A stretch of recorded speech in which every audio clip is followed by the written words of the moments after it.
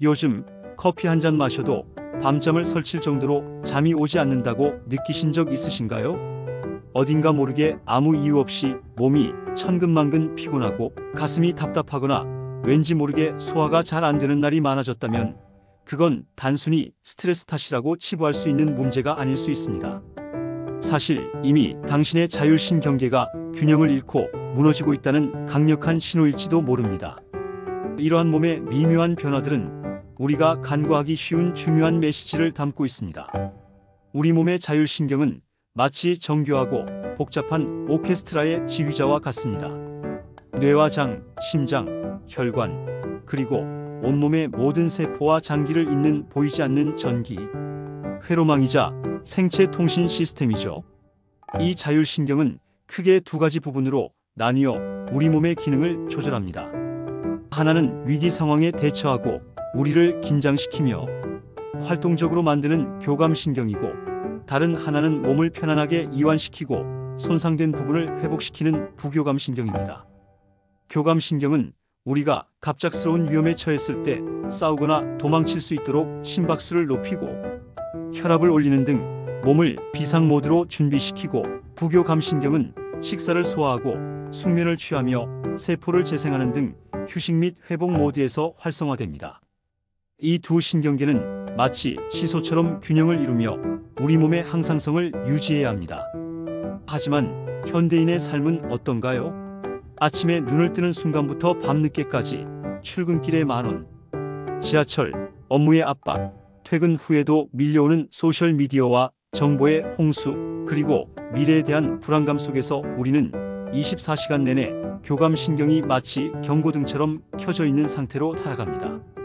우리 몸은 이미 과부하 상태라며 쉬어야 한다고 간절히 외치고 있지만 우리의 의식과 뇌는 계속해서 다음 할 일을 생각하며 멈추지 않고 달리고 있습니다. 이러한 지속적인 긴장 상태는 자율신경의 균형을 심각하게 무너뜨리며 이로 인해 신체적, 정신적 다양한 문제들이 발생하게 됩니다.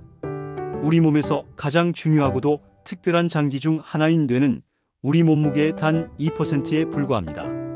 하지만 놀랍게도 뇌는 하루 전체 에너지의 무려 20% 이상을 홀로 사용합니다. 이처럼 엄청난 에너지를 공급하기 위해 뇌는 많은 양의 산소, 충분한 물, 양질의 단백질, 그리고 무엇보다도 원활하고 끊임없는 혈류를 필요로 합니다.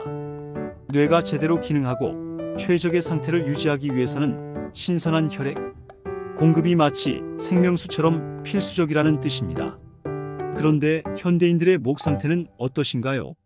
스마트폰을 보느라 오랜 시간 숙인 목, 컴퓨터 앞에 앉아 구부정한 자세로 일하며 굳어버린 거북목, 그리고 스트레스와 긴장으로 인해 마치 돌처럼 딱딱하게 굳어버린 어깨와 승모근. 이 모든 현대적인 자세와 습관들이 뇌로 가는 중요한 혈류의 흐름을 심각하게 방해하고 있습니다. 목은 뇌로 가는 생명의 고속도로와 같은데, 이 고속도로가 정체되거나 막히면 뇌는 필요한 산소와 영양분을 제때 공급받지 못하게 됩니다. 이는 뇌 기능 저하로 이어지고 결국 자율신경 기능 저하의 주요 원인 중 하나로 작용하여 우리 몸의 전반적인 균형을 깨뜨리게 됩니다. 나는 예전에는 늦은 밤에 커피를 마셔도 밤에 잠을 아주 잘 잤는데 요즘은 오후에 한 잔만 마셔도 새벽까지 잠을 못 자겠어요. 이런 푸념을 하시며 자신의 변화에 의아해하시는 분들이 의외로 주변에 많습니다.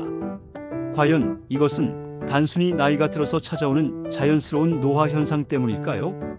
아닙니다. 그것은 단순한 노화 현상 때문이 아니라 우리 몸의 내부 시스템의 변화가 생겼다는 강력한 증거입니다.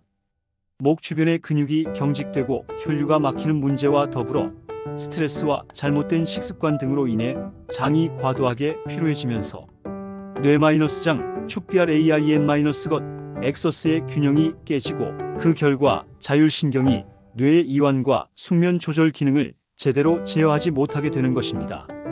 뇌가 충분한 휴식을 취하며 회복해야 할 때도 긴장 모드에서 벗어나지 못하게 되는 것이죠. 이러한 상태는 수면의 질을 저하시키고 만성 피로로 이어지는 악순환을 만듭니다. 많은 분들이 피곤할 때 습관처럼 커피를 찾으시죠. 커피 속에 함유된 카페인은 일시적으로 중추신경계를 자극하여 각성 효과를 주어 피로감을 잠시 잊게 합니다. 하지만 카페인에는 단순히 각성 효과보다 더 심각하고 무서운 부작용이 있습니다. 바로 탈수입니다. 카페인은 강력한 이뇨작용을 촉진하여 우리 몸의 소중한 수분을 빠르게 빼앗아갑니다. 이로 인해 우리 몸은 자신도 모르는 사이에 만성적인 탈수 상태에 빠지게 되고, 우리 몸은 탈수 증상으로 인해 더 많은 피로감과 두통, 집중력 저하 등을 느끼며 결국 또다시 커피를 찾게 되는 악순환에 빠지게 됩니다. 결국 깨어나기 위해 마신 커피가 역설적으로 당신의 자율신경을 더욱 지치게 만들고 몸의 회복 능력을 떨어뜨리며 만성적인 피로를 가중시키는 주범이 될 수 있습니다. 우리 몸은 수분 부족에 매우 민감하게 반응합니다. 복잡한 질병의 치료법처럼 들릴지 모르지만 사실 우리 몸의 회복을 위한 해답은 의외로 우리 주변의 가장 기본적인 곳에 있습니다. 하루에 깨끗한 물 1.5리터 이상을 꾸준히 마시는 것. 이 단순하지만 실천하기 쉽지 않은 습관이 뇌의 혈류를 다시 활발하게 되살리고 불균형해진 자율신경의 균형을 되찾는 가장 기본적인 시작입니다. 우리 몸은 생각보다 놀랍도록 단순한 원리로 움직입니다. 뇌가 제대로 기능하고 자율신경이 최적의 균형을 찾기 위해서는 가장 기본적인 요소인 충분한 산소 공급, 깨끗한 물, 적정하고 편안한 체온 유지, 그리고 무엇보다도 깊은 이완, 이 네 가지가 조화롭게 맞춰질 때 뇌는 비로소 안정감을 되찾고 우리 몸은 스스로 회복하는 놀라운 능력을 발휘하기 시작합니다. 물은 우리 몸의 모든 생화학 반응의 매개체이며 뇌 기능 유지에 필수적입니다. 목은 단순히 머리를 지탱하는 뼈와 근육의 통로가 아닙니다. 목은 뇌로 가는 중요한 생명의 수도관이자 동시에 몸과 마음을 연결하는 중요한 관문이라고 할 수 있습니다. 스마트폰과 컴퓨터 사용이 일상화되면서 많은 분들이 자신도 모르는 사이에 일자목이나 거북목 증상을 겪고 있습니다. 목뼈의 정렬이 틀어지고 주변 근육들이 과도하게 경직되면 앞서 말씀드린 것처럼 뇌로 가는 중요한 혈류가 심각하게 방해받게 됩니다. 이는 교감신경을 과도하게 흥분시켜 우리 몸을 지속적인 긴장 상태, 즉 싸움 또는 도주 모드에 놓이게 하고 결과적으로 만성적인 불안감, 불면증, 심지어 공황장애와 같은 정신, 신체 증상들을 유발할 수 있습니다. 따라서 목의 건강이 곧 자율신경의 건강과 직결되며 이는 우리 삶의 질에 지대한 영향을 미치는 중요한 이유가 됩니다. 목 주변 근육을 부드럽게 이완시키고 바른 자세를 유지하는 것이 중요합니다. 밤에 아무리 노력해도 잠이 오지 않는 이유는 무엇일까요? 여러 가지 복합적인 원인이 있겠지만 가장 근본적인 이유 중 하나는 잠자리에 누웠을 때 우리 몸이 육체적으로든 정신적으로든 편안함을 느끼지 못하기 때문입니다. 목이 틀어져 있거나 어깨와 등 근육이 스트레스와 잘못된 자세로 인해 과도하게 긴장되어 있다면 우리 몸은 잠자리에 들어도 완전히 이완되지 못하고 잠들기 위한 준비 상태에 들어가지 못합니다. 몸은 분명 깊은 휴식을 취해야 하는데 자율신경은 여전히 긴장 모드에서 벗어나지 못하고 깨어있는 상태를 유지하는 것입니다. 이런 상태가 지속되면 결국 수면제를 복용해야만 겨우 뇌의 스위치를 강제로 꺼버리는 상황까지 이르게 됩니다. 하지만 이러한 방식은 일시적인 해결책일 뿐 근본적인 문제 해결은 아니며 장기적으로는 오히려 자율신경계에 더 큰 부담을 줄 수 있습니다. 하지만 뇌를 억지로 잠재우는 약물에만 의존하기보다는 우리 몸이 스스로 회복하고 균형을 되찾을 수 있도록 돕는 자연스럽고 건강한 루틴을 만드는 것이 진정한 회복을 가져다 줍니다. 잠들기 1시간 전 모든 전자기기와 스마트폰을 멀리 내려놓고 디지털 디톡스 시간을 가져보세요. 눈과 뇌에 들어오는 자극을 최소화하는 것입니다. 그리고 부드럽게 목을 스트레칭하거나 어깨를 풀어주는 가벼운 동작들을 반복하며 낮 동안 긴장되었던 근육을 이완시킵니다.